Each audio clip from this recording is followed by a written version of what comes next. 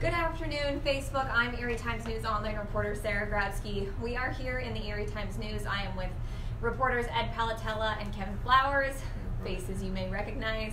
We are here, kind of a fun, interesting topic. We are wrapping up 2018, and of course we have been providing you guys coverage, year-end coverage for, 2 or 3 days now. It will run into the new year. Really taking a look at 2018, the people we covered, the faces we covered, the issues that we covered, and we're going to be going over a few of those today with you, taking some of your questions, your comments. Please feel free, I have my iPad right here, to chime in when you guys have any of the sort. But so 2018, the reason kind of why we're doing this was a very interesting year for Erie. As some people have called it, the year of murder and mayhem. Let's talk about let's start with some of the top stories. The one that comes to mind for a lot of people is the Grazioli story. And Sarah and Kevin, that was the #1 story, most read story of the year according to our Go Erie online metrics.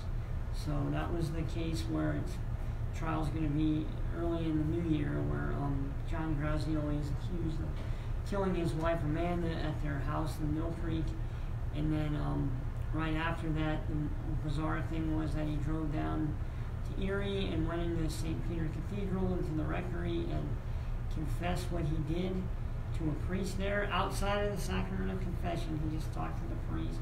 I mean, that's according to the police, and he admitted what he did and said he was thinking about killing himself, and then the police arrested him there. So it was quite bizarre, and it was quite a violent crime, and that was the theme of the story that ran on was it Wednesday? Wednesday, the 26th, was our top stories of the year according to the Go Erie metrics, and by and large most of them were murders, so it was kind of a sad cap to the year. It's been a record-setting year in Erie County for homicides. We have 21, which is about 5 more than the record before that. So, and many of those homicides were domestic related. Yeah, right. So we're working on stories about that. It's unusual in that many of the homicides in the past have been drug related or gang related, and we have not seen that this year. Well, I know that's one of the things that kind of stood out to me with these homicides, where many of them were domestic related. So let's talk a little bit about if we think in 2019 that'll be something that we'll see officials address. Well, I think so. I think Unified Erie, the anti-violence group, already has said that they will look into or develop programs or ways to help address domestic violence. I mean, it's difficult because you're dealing with individuals' unpredictable behavior, but the number of domestic incidents, I think 9 of the homicides were domestic, and a couple of those were murder-suicides. Yeah. So it's just a very, very sad situation all the way around. Right. And it was unfortunate too, because we had so many interesting stories this year, and stories that Kevin will talk about in a minute about the city moving forward in terms of economic development, but in terms of what grabs readers' attention, a lot of times it's crime and homicide. Right. So, but do you think that has anything to do, and this is just kind of a one-off, Ed, with the state of the state of mental health and care in Erie County right now? Maybe somewhat. I mean, I think a lot of the violence that we're seeing is due to mental illness. Yeah. But in terms of these, when we look into them more, I'm sure there'll be some issues there. But it was just, usually in terms of homicides, maybe 3 or 4 a year, Kevin, might be domestic related. Yeah. But to have so many, and then to have so many of them be domestics rather than what we've seen in the past in terms of drugs or gangs or burglaries or some type of underlying crime. Right. It's just very odd. Well, and it was interesting too to see that kind of number related to domestic violence when a lot of the anti-crime initiatives have been making a dent. You can there's empirical evidence there that a lot of what Unified Erie and some other people have been doing has been making a difference, and it's just interesting to see that percentage of the homicides have something to do with domestic violence. Right. I mean, just a couple of years ago, our top story of the year was the number of juvenile-related crimes, especially homicides. I mean, those summers were just as horrible, where you'd have 15, 16-year-old kids killing other kids, and we have not seen that now in a couple of years, which has been, like Kevin said, is really a testament to what Unify Erie has done. But now we just saw this strange spike in homicides this year. So that was one of the main stories. Some of the others were on there were the police scandal, the sex abuse scandal was on the list, and then we had the Erie Federal Credit Union, a bit of good news, giving its employees giving its members bonuses of total of about $500,000, so that was on there as well. Adam Weaver, who was the former car dealer, who was sentenced in federal court for a very complex loan scheme. That was a big story. So we saw quite a bit of things, and then the rape case where the trucker was charged with rape, and now he's being investigated for a number of other rapes in the area. That was on the list as well. So, but a lot of violence, which is just sad to kind of reflect on that way. But there were other things going on this year too, Kevin. If you want to talk about some of the things. Well, I mean, one of the things that we talk about a lot and that we covered a lot was the economic development, the city moving forward with a lot of different plans. Whether you talk about the Downtown Development Corporation or the Innovation District, Velocity Net moving into their new headquarters downtown. A lot of the things that a lot of us have written about, and it's all kind of centered around public-private partnership and building capital and trying to move Erie, a former industrial city, into a new era, draw people in, draw residents and businesses downtown, and that's going to be a continuing story in 2019 and beyond, because there's starting to be some critical mass building here with some of these projects and some of these initiatives. Right, our story today, our year-end story today, was about that, all the construction projects. Yeah. In kind of the year of the crane. I mean, there was just a lot going on. Then you had the new administration at City Hall, Mayor Schimmer with his initiatives. You had the school district getting its money, its $14 million, and then moving ahead with their strategic plan and their building program. So there was quite a bit going on in the city and the region this year. Well, in the city, obviously, will have to watch out in terms of finances. They ran into a pretty big deficit. A lot of it related to employee costs and some other things. Debt service, which is always a big issue for a municipality, especially one that borrows money to the level that Erie does. So we're going to be watching that. They're talking about bringing in the state's early intervention program, or becoming part of that, which will help kind of develop a long-range plan for the city's finances. The city was involved in a plan like that back in 2006, 2007. So we'll see what happens. I mean, a lot of times with a municipality of this size, you see real structural issues in budgets that build over time. They have legacy costs such as pensions, those kinds of things. They have mandated costs that they have to pay in terms of wages because of union contracts in police and fire's case, because of Act 111, which gives them binding arbitration. There's not really a lot of room in terms of the millions of dollars you have to move in city budgets like this, so you got to get creative in terms of trying to manage costs. So we'll see what happens. But that was, towards the end of the year, Kevin, that was quite a budget debate going on at City Hall. Right. I mean, the mayor, I guess his honeymoon period was over. Yeah, it was definitely over. The city over. council was really pushing back on the lack of cuts. And, right. The mayor pointed out, hey, we have $11 million in the bank, but at the same time, a number of council members were peeved that he had not come in with cuts that they were expecting to at least have. Right. They wanted to see, like you said, Ed, they wanted to see more of an effort to trim expenses than they thought they saw in the initial proposal. And they did end up working with City Council. The administration did end up cutting some out of there, but a lot of the council people felt like there was a lot more that should have been done. Mm-hmm. And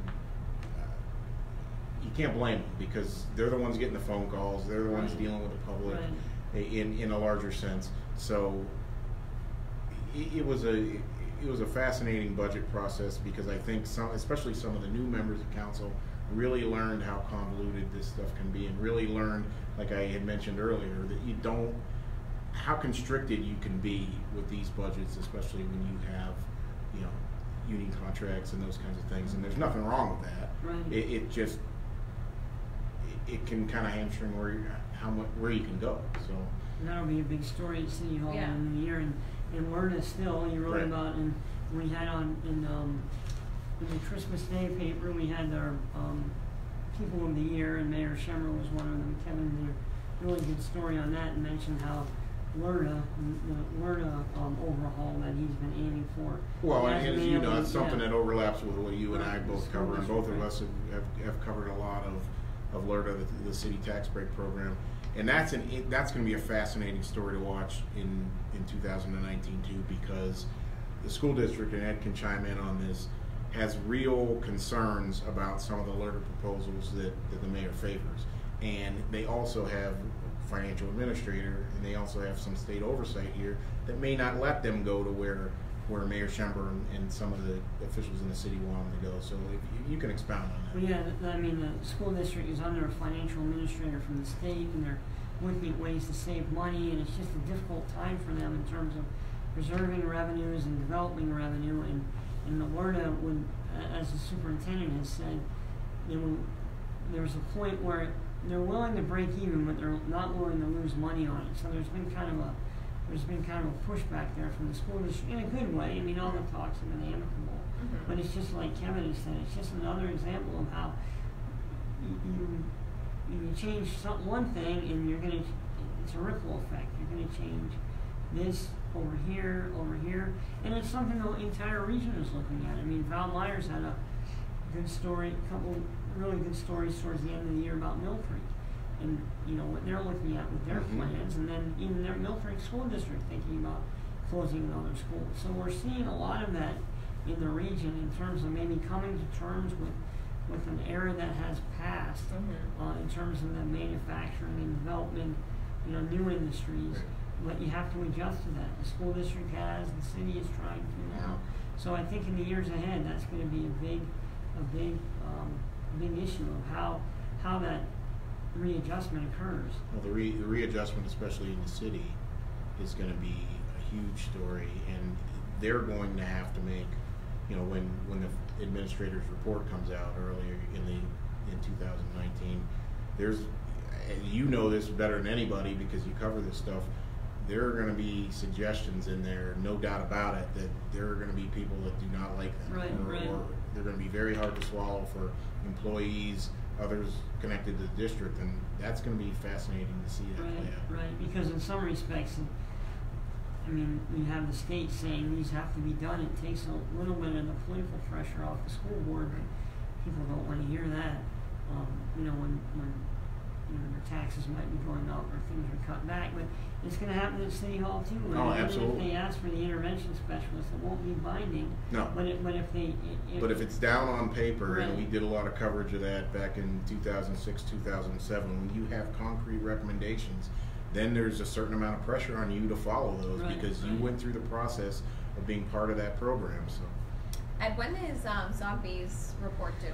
Charles Zogby, the financial administrator for the Erie School District, his report will be done sometime in early January. We got kind of a sneak peek at it in December when they had a special board meeting on a Saturday where some of the things looks like he's going to suggest, Kevin alluded to them, is some changes to personnel in terms of privatizing janitorial services, which we're also seeing that debate in Mill Creek, in some other areas involving health insurance. Now, it'll be fascinating to see what kind of language he uses in his report. Are these going to be mandatory? Right. Or are they going to be heavily suggested? Or my understanding is maybe he's going to say, look, if you don't do this, you're going to have to raise taxes this much. And of course, the school district, like every school district in Pennsylvania, is under the state mandated index where they can't raise taxes past a certain amount. In the Erie School District, is about 3.7% in 2018. We'll see what the number is in 2019. So you have all those dynamics going on, at the school district, which will be a story to watch, and as well at City Hall and the other municipalities. And just to expound on that, because I don't think any of us relayed this, even though this is all connected to that $14 million right. that the special aid that the Erie School District is getting from Harrisburg. And you and I had talked about this a couple times. I mean, anybody that thought that this wasn't going to come with some certain conditions, was fooling themselves. Right. And there are a lot of different things that, I mean, this all relates to that. Right. Oh yeah. I mean, I don't think any reasonable person could expect that the state is going to give $14 million a year to a school district in perpetuity. I mean, one of the largest, if not largest, single budget adjustment of its kind for a school district in Pennsylvania, and the state's not going to say, "Hey, we want to be able to keep an eye on that money in a unique way." I mean, that's just. I mean, I don't know if any taxpayer in the state would want to see free money given away, because we all know what happens then. I mean, you have to monitor it. Right. I'm not saying that the school district wouldn't do that. I mean, Superintendent Polito is a former CPA, and he's a hawk on budget issues, but to have state oversight in some respects is constructive for the school district, because they're going to have to look at things that they should have probably looked at years ago, but didn't for any number of reasons, including politics. And these kinds of, this kind of money, this kind of annual money is something, and I've told a lot of people this, that you really don't see or haven't seen in Pennsylvania outside of maybe Philadelphia, right. where the school district had some major structural fiscal issues. You just haven't seen this, and I think that's lost on a lot of people too, that just thought, oh, money dropped out of the sky from Erie, and we're good now. Right. This is something that state government has not really done outside of Philadelphia. Right. And there's still a lot of work to do on it, so that'll be another big story for 2019. Yes, that's exactly where I was going. Is like we've talked about, the domestic violence. We've talked about schools. What are some other things that we've got our eye on that we're going to be keeping a pulse, just our finger to the pulse for? Well, we have the Catholic Diocese of Erie establishing its victims compensation fund for those who were sexually abused by priests and lay people within the diocese, so that'll be really something to watch. I mean, the bishop has said that's going to be a transparent process, and that anyone who files a claim would be able to talk about it. So that'll be something to watch, keeping an eye on that, and what the legislature does about the 2-year window. I don't think it's going to get very far now that these dioceses have established these funds, but that'll certainly be something big to watch throughout the year. And another one will be, I just want to jump in, it will be how these federal opportunity zones develop. Right. Yes, in Erie. absolutely. Tax breaks for certain areas, Erie's, all the zones that Erie applied to the federal government were approved, and how much money flows into this, and how much investment flows into these different areas, many of them real underserved areas of this community, will be fascinating to watch, because that has a potential to really make an impact. But we'll have to watch how that happens, and I've written a lot about this too. We'll have to watch development kind of dance that line, the gentrification line too, because that's a huge thing for a lot of people in terms of people being pushed out for development. You look at any major area that's tried this or has done big scale development, that's always something that they kind of have to deal with. So that's going to be fascinating to see how all that unravels in 2019 and beyond. Hey Kev, can you just explain a little more about the opportunity zones, how those originated? I mean, surprisingly enough, out of the new tax law. Came out of the new tax law. It's basically a tax break for investors based off of capital gains, and it would allow them to develop certain areas or be involved in the development of underserved areas that had to be designated by the federal government, and they would receive tax breaks from that. So it's a tool that can help kind of foster those public-private type of partnerships to spur development in areas of the city that need it, where people need jobs, where development is important, such as not only the Bayfront, but some areas where the census tracts have a lot of poverty. things like that. So there are, I believe, 7 designated zones in Erie that have already been approved by the federal government. There's already a pretty sizable opportunity zone mechanism up and running locally to basically pitch Erie as a good place to invest under this program. So and that money can come from anywhere, right? I mean, it doesn't have to come from Erie. It can come from absolutely not. Any entrepreneur anywhere who wants to put money in. As you said, Erie's been kind of ahead of the curve on setting up the program. Yeah, they really have. They've done a prospectus. They've set up. They're working with certain law firms. There are a lot of different components, not only in city government, but the Downtown Development Corp and a lot of other groups involved in basically marketing this area as a good place for investment under that opportunity zone. And kind of sticking in that business vein too, just because we just ran a story on this on Sunday, it's fresh in my mind. We're going to be watching the GE sale to Wabtec. And Jim Martin had a great story on Sunday about how GE Transportation in Lawrence Park is still producing locomotives. Yeah, and for the foreseeable future, when GE had pretty much said that was going to stop. So that'll be something to watch. What Wabtec does and what kind of operations they want to keep here. Also, a big story for 2019 is going to be the municipal election. Oh, for sure. Yes, right. We have 2 open judge seats on Erie County Common Pleas Court. We have city council races. Yeah, we're going to have a couple open seats on city council. We have school board races, and then the city council is going to be interesting because Sonia Arrington, the current president of city council, her seat will be on the ballot in 2019. In her federal case, she was indicted this past year, or earlier this year, on fraud charges related to her charity. And that case will probably come to some type of denouement in federal court this year, whether it's a plea or a trial. So that'll be something that would. Yeah, it's February, right? That she's supposed to appear. Right, February is when the defense's pretrial motions are due. Okay. So we should have an idea at that time where this case is going to go. Yeah. So let's wrap this up and let's talk about every single day for the next, almost week. We're going to be having some sort of story. I don't know if we know the order of them, but let's talk about some of what those stories look like. Like tomorrow, I know is the Erie Weird story, which some of you may be familiar with. Right. That's Tim Hahn, our police reporter. That's his story every year. It's just some of the oddities that came out in Erie this year. Keep Erie Weird, just some of the odd events. So we have that. On Saturday, we have Moments to Celebrate, which are about big events during the year.